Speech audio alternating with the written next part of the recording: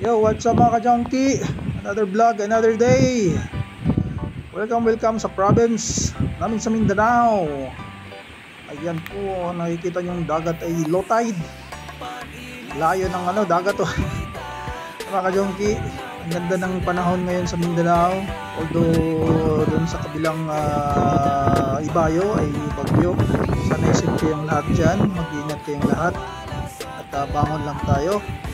Ayun, makikita nyo sa aming baybayin mga ka-junkie, umagang lakas ng hangin.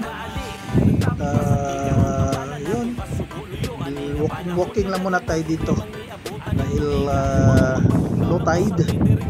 Ayan, dami mga kahoy, mga niyog, mga galing sa mga ilog, karagatan. Sarap sarap ng piano dyan, sarap ng duyan, sabay tagay.